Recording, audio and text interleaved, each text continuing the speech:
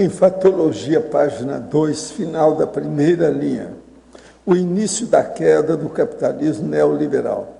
A atual crise econômica nos Estados Unidos e Europa já podem ser indício dessa queda ou ainda é muito cedo para pensarmos nisso? Poderia comentar? A gente coloca aí tanto a queda do socialismo, né, queda definitiva do socialismo utópico, quanto agora parece ser realmente o início da queda do capitalismo neoliberal. Eu acredito que sim, né? No início da crise que começou nos Estados Unidos, em 2009, a gente viu o governo norte-americano salvando bancos, quase como que estatizando bancos. Isso é completamente surreal do ponto de vista do capitalismo neoliberal.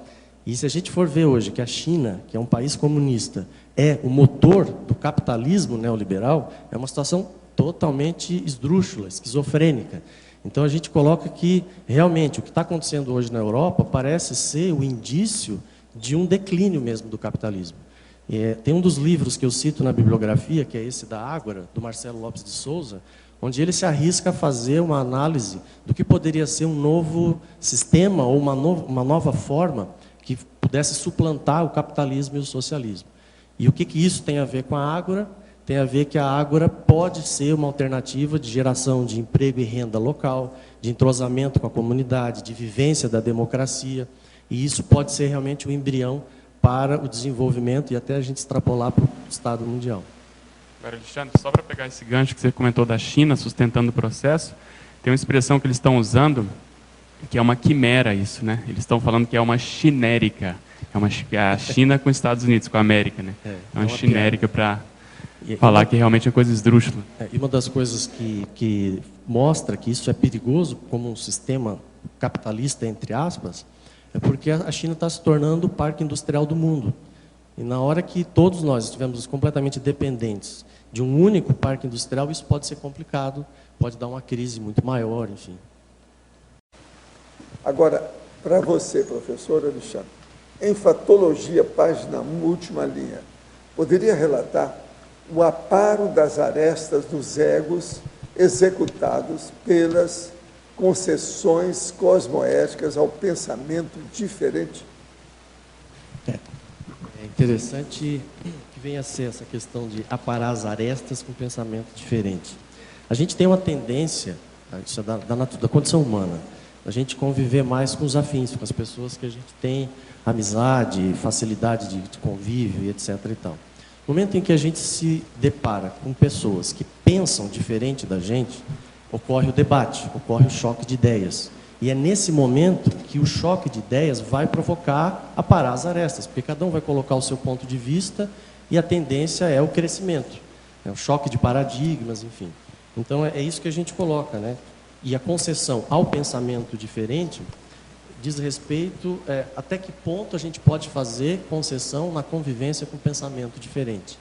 Um dos exemplos que a gente cita sobre esse aspecto foi a palestra dada por 2 sheiks aqui no Discernimento. Entende? E isso partiu dos sheiks. Eles queriam conhecer a Cognópolis, vieram até a Cognópolis. Nós conversamos com o professor Valdo, eu e o Felipe Mansur na ocasião, para ver se era realmente interessante organizar aquela palestra. E aí a ideia foi o seguinte: sim, vamos deixá-los vir até aqui, vamos conversar, mas em hipótese alguma vamos deixar de fazer as perguntas que achamos coerentes em relação ao islamismo e etc. e tal. E tudo foi perguntado, entende? A questão da fátua, a questão da gestante bomba, uma série de perguntas nevrálgicas em relação à conduta do islamismo, e eles se defenderam, colocaram o ponto de vista deles. Então nós fizemos concessões para que eles viessem até aqui, houve uma confraternização no final, mas a gente viu que foi positivo para nós, porque muitos de nós não sabiam muito sobre, por exemplo, a diferença entre sunita, xiita, maronita, o druso, várias linhas do islamismo. Foi uma aula até um certo ponto. Então a gente fez a concessão e o debate foi bem positivo.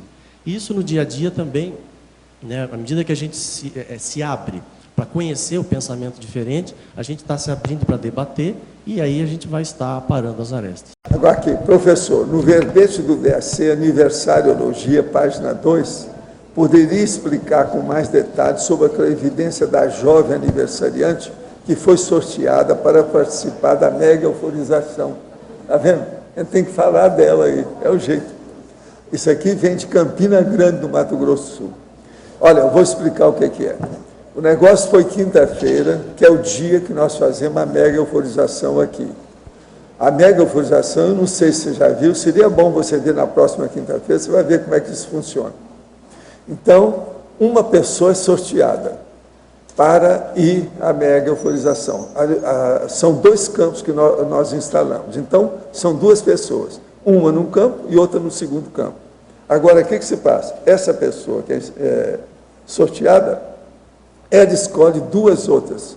E elas vêm, nós colocamos em 3 cadeiras na frente.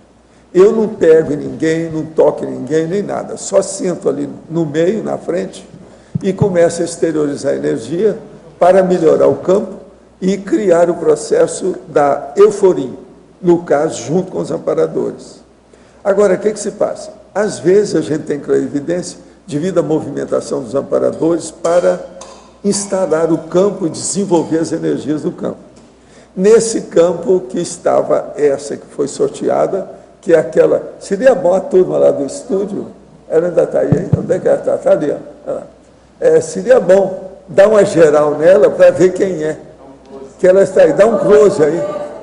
Dá um close aí. Não, dá uma geral na turma lá em cima, lá. Que são as nossas amigas lá do interior de Goiás que estão aqui. Aquela que está lá no meio, é minha amiga de muito tempo, essa filha da mãe, ela vem para cá, vai morar aqui, ela está preparando a vida dela, que isso aí é filha, essa indivídua, ela é filha de uma grande amiga minha, da minha época, da mocidade. Sabe como é que é? O nome dela é Hélia. Agora, tem a outra que está lá, que é amiga dela, não é filha, não, é amiga. Aquela lá, aquela bonitona que está lá, ali, ó. Então, o que se passa? Essa que é a tal moça. Então, ela veio, eu coloco sempre a pessoa que foi sorteada no meio e as outras 2 de lado. Durante o processo do campo, eu vi que tinha uma festividade. Eu sei do processo de clarividência, que é aquilo que a gente chama da parapictografia, que nós estamos falando aqui. O que é parapictografia? Então, tinha um cenário como se fosse de aniversário, de casamento, de festividade, de comemoração. Eu, então, viro com a maior cara de pau, né, todo inocente, sem saber de nada, viro para os 3 e falo assim, vem cá, algum de vocês pensou em algum processo de festividade? Porque eu vi um negócio assim, que parecia até filme americano, daquele quando eles fazem festividade, por exemplo, de casamento, assim, ao ar livre. Aí eu falei assim, não, hoje é o meu aniversário. Então, explicou tudo. É isso que é o processo que aconteceu. Foi ou não foi assim? Não foi isso? Quem viu? Não é isso? Estou relatando o que houve. Então, isso tudo é um processo de clarividência junto com a mega euforização.